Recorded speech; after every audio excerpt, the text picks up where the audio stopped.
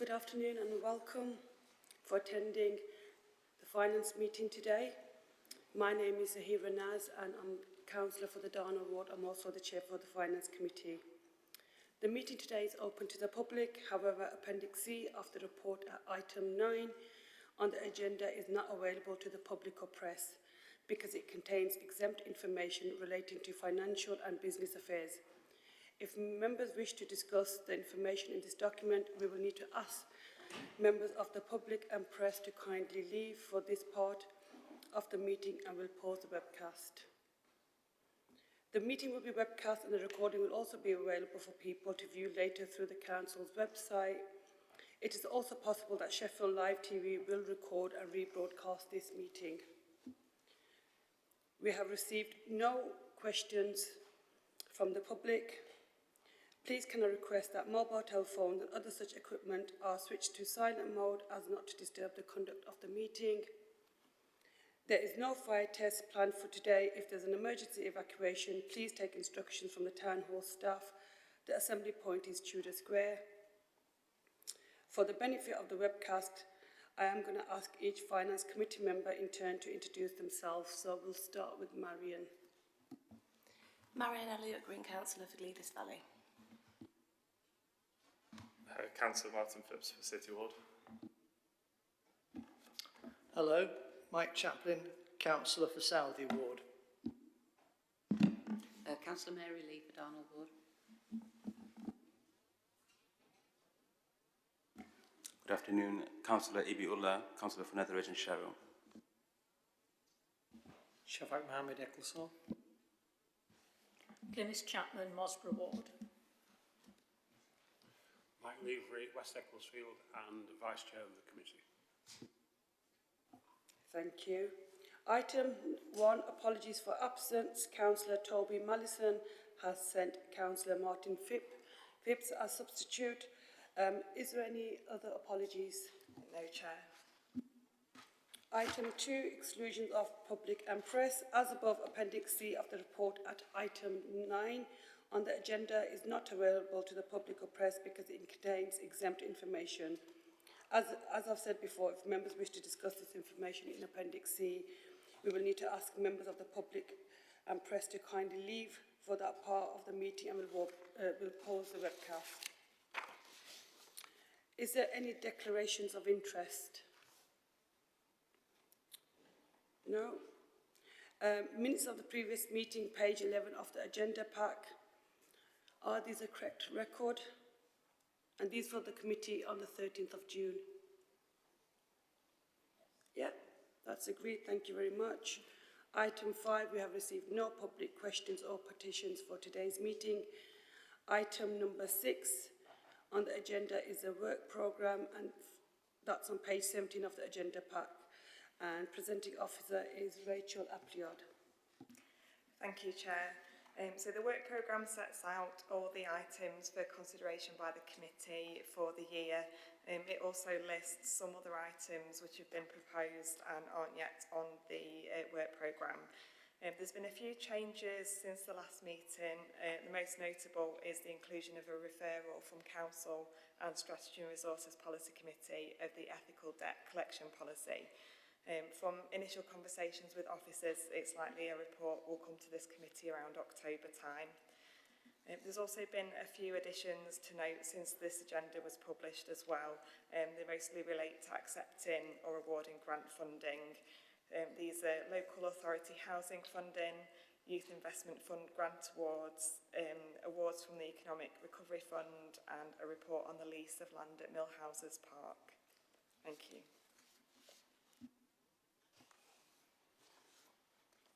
So this report contains recommendations for approval. There have been some changes that have been made. Are we all agreed? Councillor Mike? Thank you, Chair.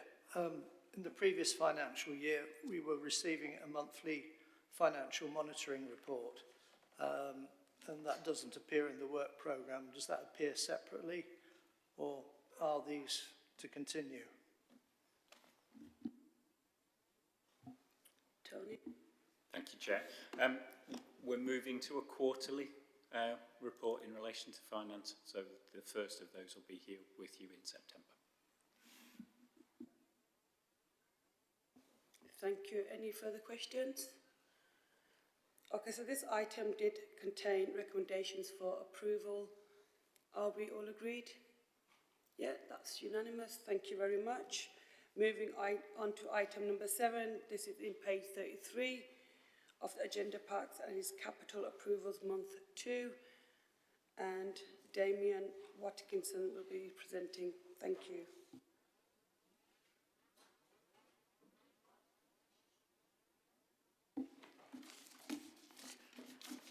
Hi, I'm Damien Watkinson, the Finance Manager in the Capital team.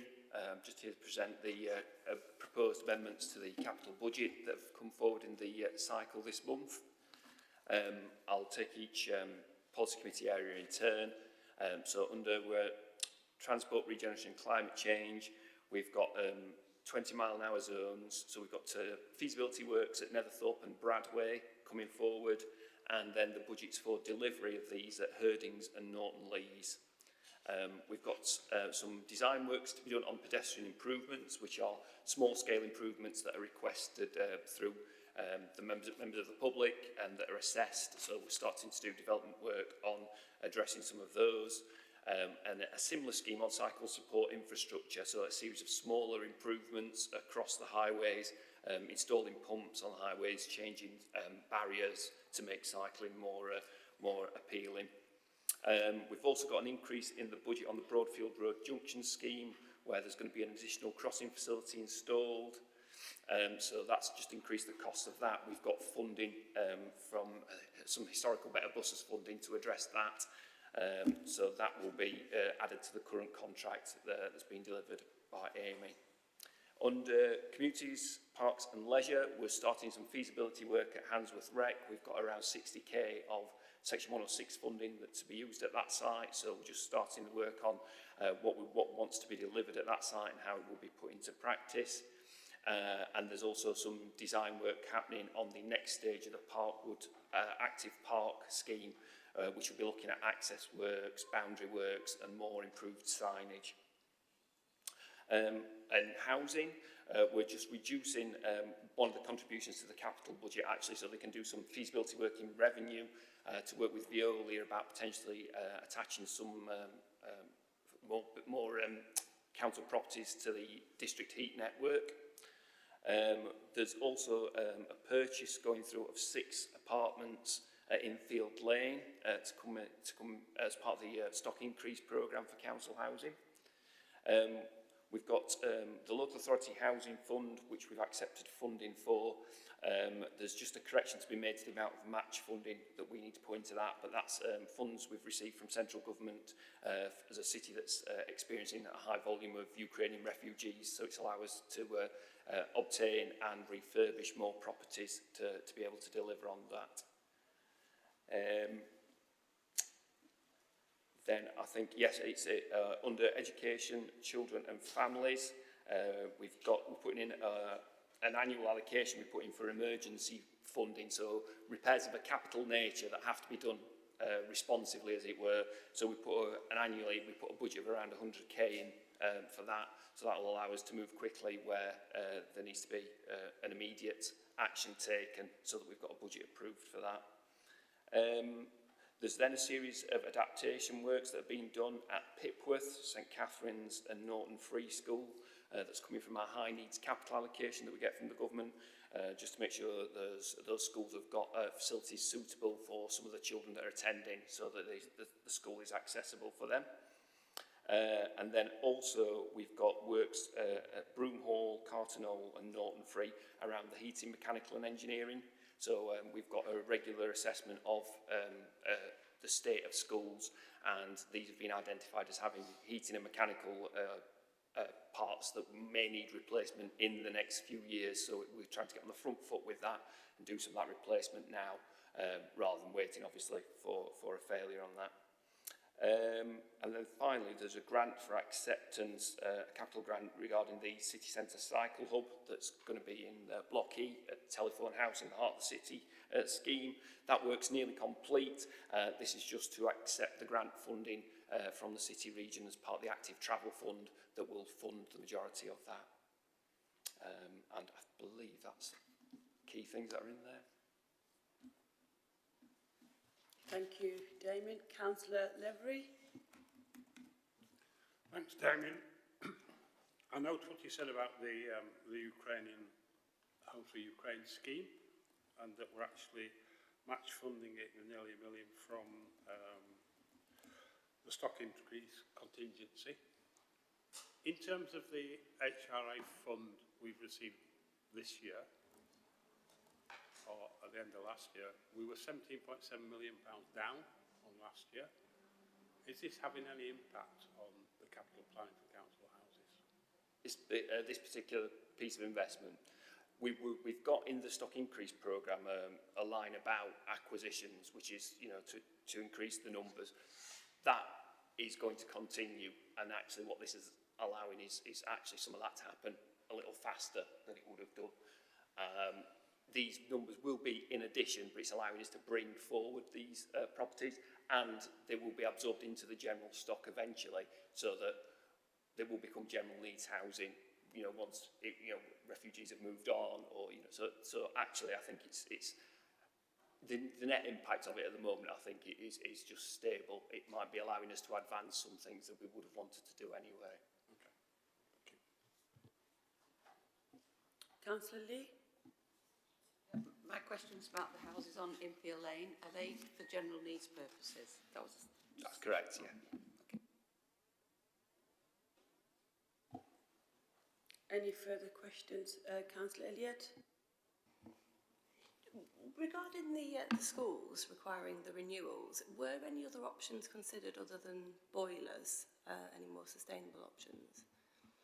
I'd have to go back and check. The climate impact assessments were all completed for these and then went to the sustainability team. I'd have to go back and check the individual business cases, but they are requested to put that through, so I can go back and get more information on that.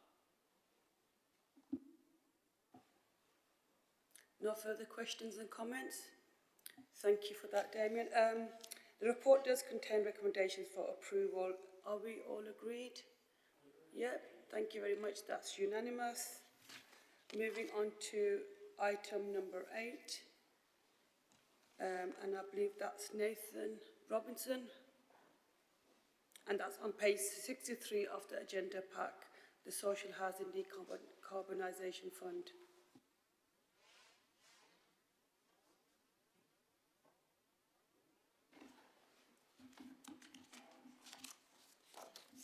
Hi, good afternoon everybody.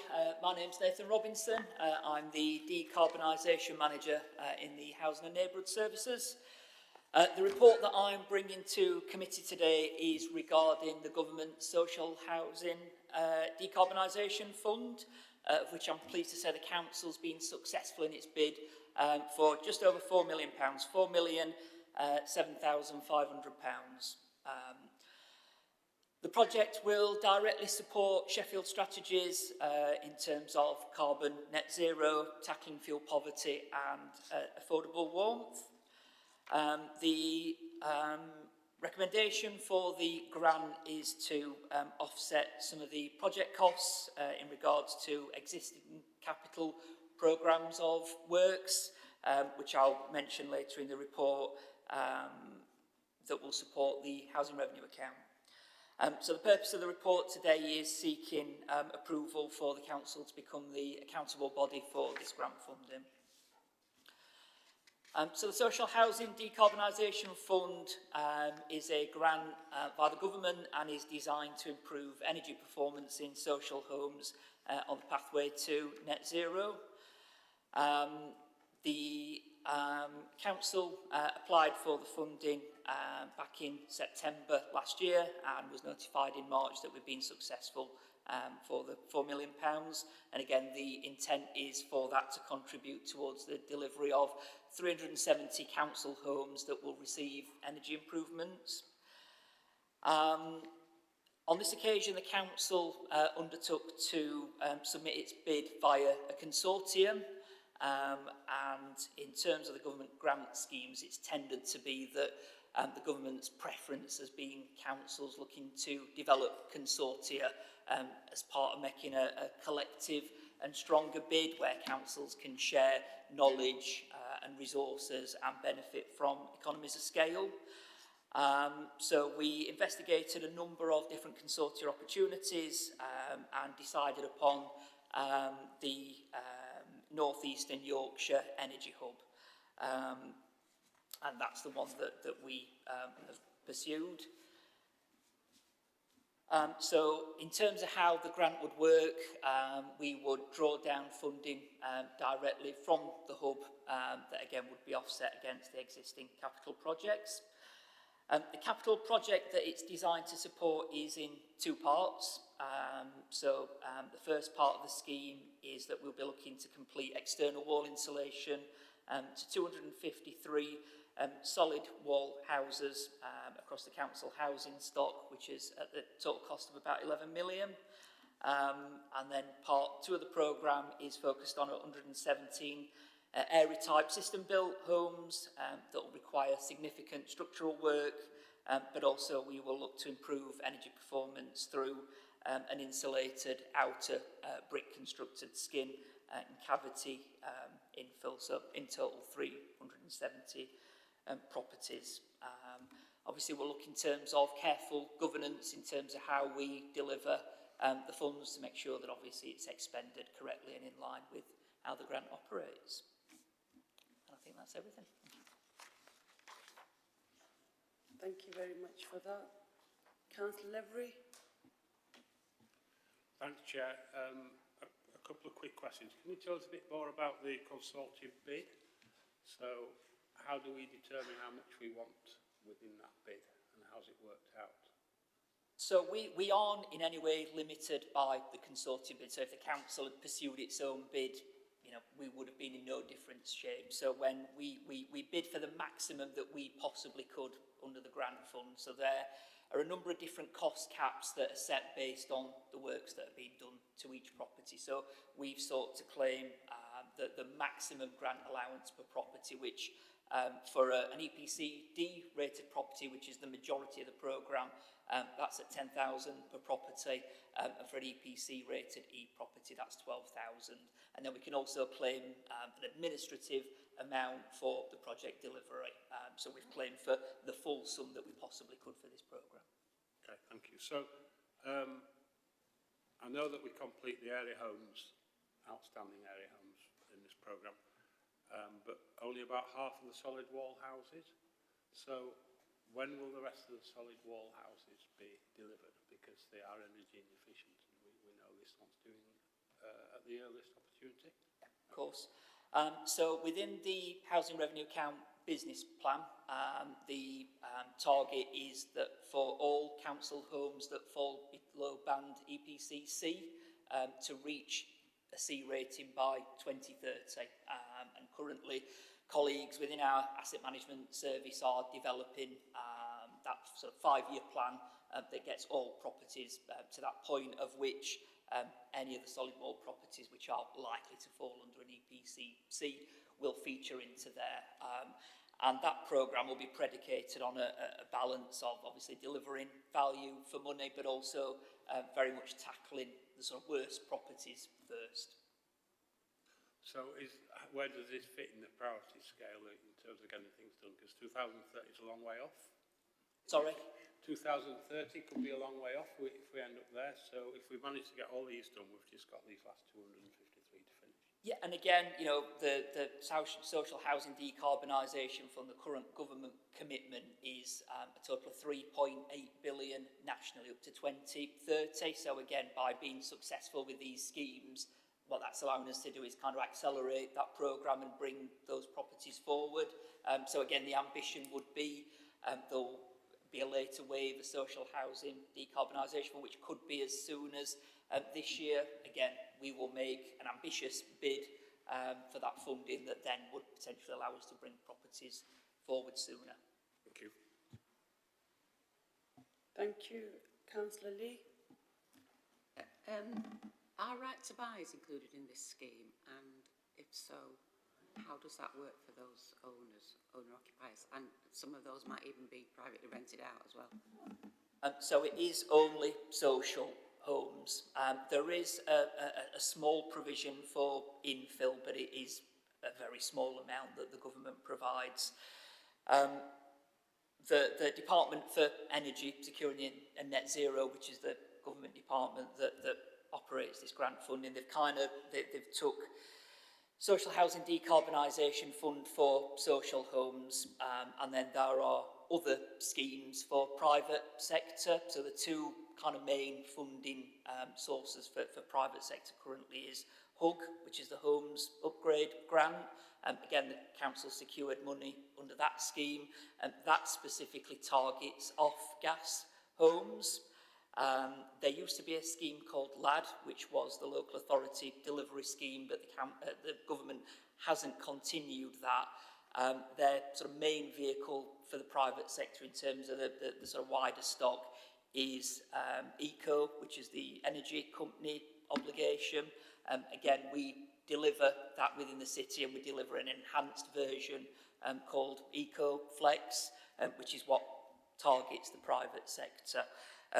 But what I will say specifically around this scheme, because I think to your point, it's absolutely right that there are a strong mix of right to buy homes within the estates that we'll be working within. We have secured funding under a demonstrator project called LEAD, which is the local energy advice demonstrator. We are delivering that in conjunction with an organisation called Efficiency North, and using a service called Green Doctor, and that will basically, it's a fully funded scheme, and that will fund an energy advisor to work sort of in parallel on those estates with the private sector homes, to be able to advise obviously what we are looking to do to council homes, to advise in terms of retrofit, what opportunities and benefits are involved in retrofit, but also if they can help signpost and steer towards other funding pots that they may be able to benefit from. Well, we might end up with a lot of pepper-potted homes around in a state, and it's quite expensive, isn't it? £10,000 per home. I can't see many people taking that offer up, or I don't even know if they're going to be offered the opportunity to fund it privately through the council. There won't be that opportunity, will there be that opportunity? We would look to try and take that opportunity if any private home, again, through engagement, if they wish to be a part of it, and that would be an agreement with our sort of principal contractor. But yeah, I accept it's an expensive piece of work. Councillor Phipps. Thank you, Chair. I just wanted to welcome this and congratulate the officers involved for their work on the successful bid. I'm happy to support it. Insulating homes is the most significant step we can make in decarbonising the housing sector, as well as reducing bills for residents. So I think it's a great example of climate action and taking action on the cost of living being one and the same. I just wanted to ask a small question as well. Are we just aiming interventions to raise the EPC ratings to C, or are we also looking at other measures like reducing the heat demand of the properties that are in the scope of this work? Thank you, Chair. So the scope of the funding currently is just for homes to reach EPC C. However, we will be taking to Housing Policy Committee a piece of work we're doing within the Housing Service around the roadmap to net zero standards, so that we're looking to take in September, which will be that journey from C to net zero. Thank you. Councillor Ulla. Chair, my question was partly asked by Councillor Levery and Councillor Phibbs. I was going to ask, we're going to target some of the lowest EPC rated properties. Obviously, our target is to get at least EPC C. Do you have any idea how many EPC points this energy programme will get us in terms of EPC points? In terms of the improvement in SAP ratings within the EPC yes. bands? Yes. I mean, obviously it will vary from property to property Yeah, based roughly, on the interventions, but I think it's somewhere in the region of about 8 to 10 points, so it moves it between the sort of SAP D to C band. Councillor Chapman? Oh, thank you. Actually, Councillor Lee asked part of my question anyway. I do have a constituent who lives in one of these area houses on a right to buy scheme. He has approached the council before saying, when you come and do next door, can I pay to have mine done? And he's not had a reply. So could you actually circulate details of these schemes where he can go get help on any funding he can get and where to apply to? Absolutely, again, through the sort of work that we'll do through the LEAD project, I'd like to think that certainly that constituent and other people will, you know, be given that information and we'll have that gateway. But if you want to equally let me have that person's details, I'm happy to get in touch. Right, thank you. Thank you very much. Thank you. Elliot? Thank you, and thank you so much for your work on this. I'm really pleased the bid was successful and really welcome the commitment to decarbonising social housing. I understand you've highlighted the consortium approach and why that's recommended. It's a shame there wasn't a strong regional consortium bid though, isn't it? I mean, do we know why the South Yorkshire Mayoral Combined Authority couldn't deliver on that?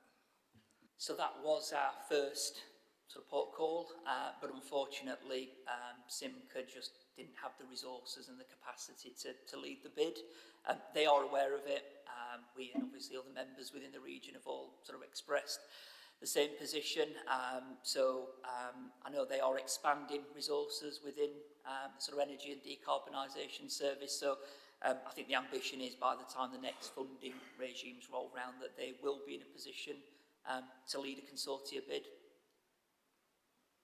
Okay, thanks for clarifying. It's just a bit of a shame, isn't it, that there's that lack of sort of capacity there. Yeah. Thanks.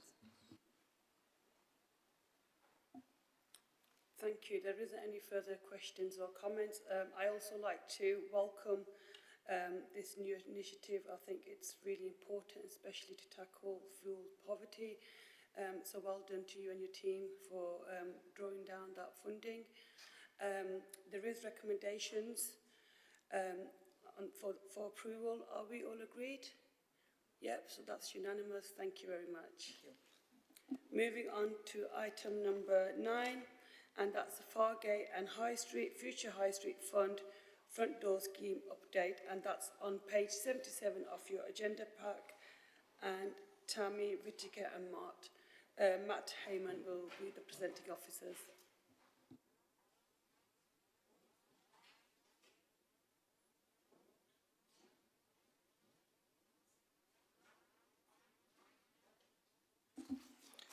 Thank you, Chair. My name is Matt Heyman. I'm from the City Regeneration and Major Projects team and client lead for the Future High Street programme of work. The report I'm presenting today is seeking approval from Finance Committee to award a further, I think, 1.24 million total in grants to both landowners and proposals for Chapel Walk. So in terms of the background, as members are aware, Sheffield City Council submitted and subsequently won over £15 million worth of funding from the Future High Street Fund programme. At the time, back in 2021, we were one of only 15 locations across the country to be awarded the full grant that we asked for. And subsequently, we've obviously come up against budget pressures. So in terms of the key interventions that the Council and central government and the Mayoral Combined Authority are funding, it will see over £25 million worth of public sector investment in 3 key interventions. The first being the acquisition of a building on Fargate, and the Council acquired back in October 21, 2026 Fargate.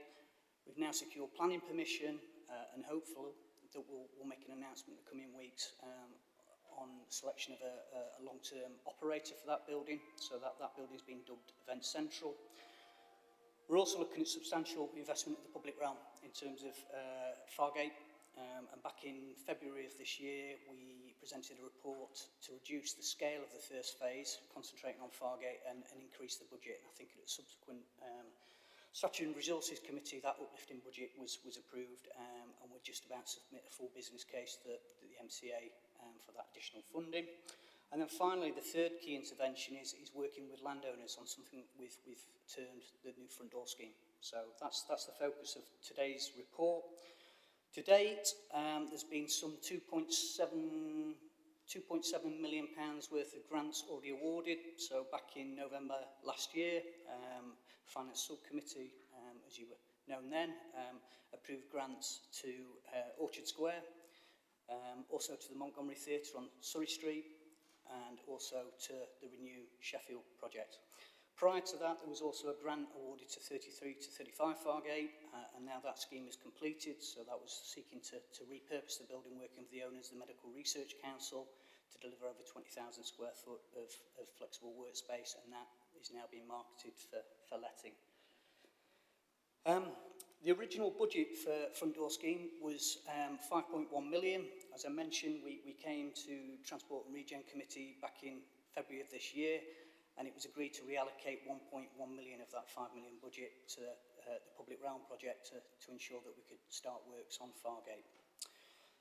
So in terms of what this report's seeking, we're seeking approval for a grant of £250,000 to the Sheffield Church Burgesses Trust for their properties on Fargate, and that will see new shopfront improvements and also new access works to the vacant upper floor of the former Howard Gallery for commercial workspace, and obviously letting to small and hopefully new businesses.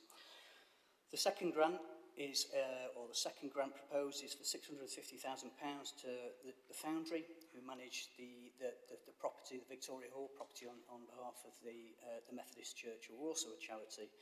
And this will see again shopfront improvements, the reinstatement of the old stone shop frontages, but also important reconfiguration works to their foyer space and actually lift access to some of the upper floors to bring forward new uses for vacant or unused space in that building.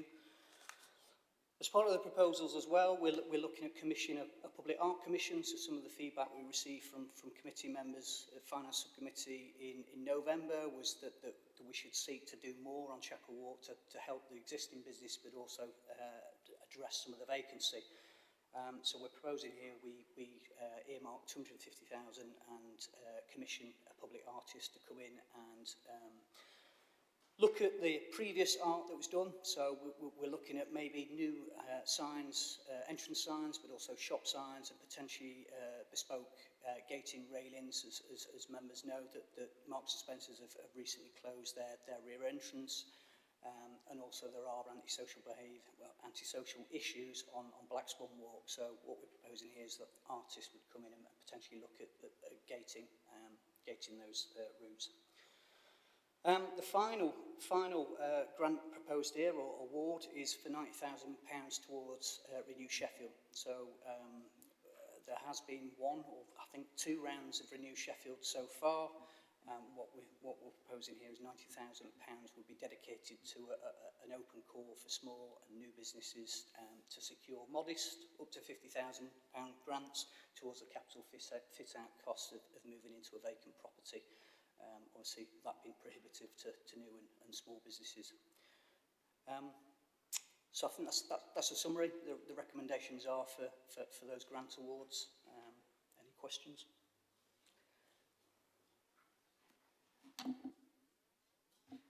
Councillor Chaplin. Thank you, Chair, and thank you for this report.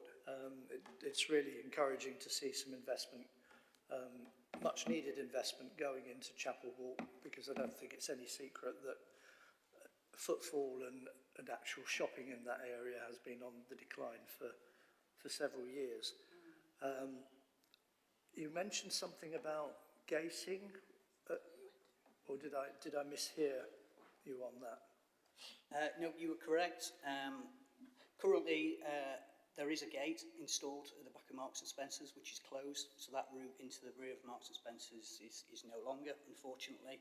There are people interested in letting the former tea rooms at the rear of Marks and Spencer's. So if those gates are to remain closed, we basically look at, do we relocate them so they're in line with the route of Chapel Walk? Because currently there's a bit of a hidey hole with where they're situated currently. So that's the idea. And also Black Swan Walk, some of the feedback we've got from the landowners and businesses is because they're dual aspect units, there's a whole host of antisocial behaviour happening on Black Swan Walk because it's basically a dead end. So if I can follow up then, are there any additional security measures going in, like CCTV and such like, that might deter people using those spaces? New lighting, so that's covered under the public realm contract with CISC, who are doing the works on Fargate. So yeah, there is a comprehensive new lighting scheme. Nothing in terms of CCTV, although I think there was a camera historically, and I know the churches have got some CCTV on Chapel Walk as well. Thank you, Chair. I certainly welcome this report. Thank you. Councillor Mohammed. Thank you. So my question is around what differences will this front door scheme actually make? So in terms of return on investment or outcomes, what's the monitoring? We are required by Department of Levelling Up to monitor. So under the grant funding agreements we enter into with each of those successful landowners in terms of grant awards, we do ask them to provide details in terms of job outputs and wider economic growth as well. So will that be shared to us as well? We can. We'll be undertaking, obviously, come 31st of March 2024, we're required to undertake I forget the terminology. An evaluation. An evaluation report. So we will share that. Yeah, Chair, if you could have that come to this committee, it'd be interesting to see in terms of return on investment. Yeah. Okay, thank you. Yeah, I think that'll be fine, not a problem to get an update. Councillor Phipps. Thank you, Chair. I agree with Councillor Chaplin. It's good to hear that Chapel Walk hasn't been forgotten about in our approach to this scheme and see the investment in it. As a City Ward councillor, when we were first hearing about this scheme, that was something we were quite passionate about, that Chapel Walk shouldn't be forgotten by this. I'm just thinking, Councillor Chaplin mentioned that shopping's not always been strong in that area, and from recent years I can think maybe the start of that decline was when there was so much scaffolding over Chapel Walk for years, and that's something we were in contact with local businesses about because it really affected their trade. So I'm just thinking, with this development, which it sounds good, how are we going to manage kind of the negative aspects of that for the businesses? So how, if there will be any scaffolding, how that will be managed, like how that will be dealt with basically and made so that the businesses don't miss out too much. I know in particular what really hurt the businesses before was the scaffolding being over several Christmases and winter period particularly, being basically where these businesses make their money and stay afloat essentially for some of them. So I'm just wondering if there's any consideration to when this development will be done, time period and how it will be managed. Thank you. Yep, you're correct. I think that the justification or the case made by both landowners reflected the issues they did have with that scaffolding. I think because both these developments or these works have been led by the landowners, it's upon them to make sure the disturbance is kept to a minimum to keep their tenants happy. And obviously we'll have those discussions with them about keeping that disturbance to a minimum as well. Yeah, I think we should have that discussion because I agree with Councillor Phipps regarding the scaffolding and it affecting people's businesses. So it'll be good to have a chat with them regarding that. Councillor Lee? Thank you. I think this is good news, and it's quite a historic part of Sheffield as well. You know, you mentioned some of the history there, but the women's suffrage movement used to hold their meetings on Chapel Walk, and a few years ago we tried to get a plaque put on the shop. I couldn't tell you which one it was now. I think it was at the start of Chapel Walk. I don't know whether it ever got put up there, but it was that was part of it in 2018. Was it 2018 when it was? Anyway, that was one of the historic events. But I think, you know, when I first came to Sheffield, it was quite a unique little shopping parade and really nice to walk up and down and see, you know, a variety of shops, and it would be good to see that coming back.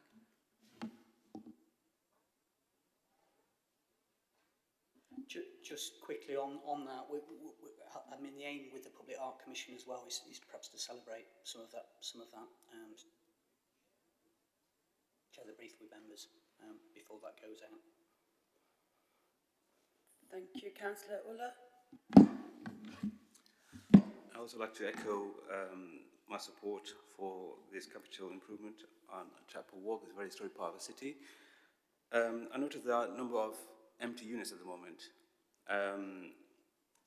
After these improvements, has anyone gauged any commercial demand for these units after the works? Again, just on that, with all the indications are there is a strong demand, and I think with the follow-up funding for the Renew Sheffield, the £90,000 we're proposing, that will help some of these businesses actually fulfil their desire to get into those units with some modest capital grants for the fit-out costs. So all indications are there is the demand there. Yeah.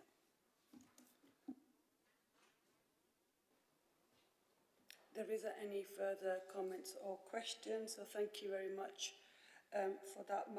I agree with most comments that were made today. It's a really exciting project and I also welcome it. So thank you for presenting that today and hopefully you'll come back again with an update to let us know how it's all getting on. Okay, so this report also contains recommendations for approval. Are we all agreed? Yeah, thank you very much. That's unanimous.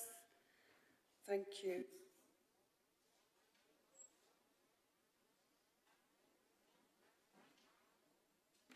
Okay, so that brings us to the end of the meeting.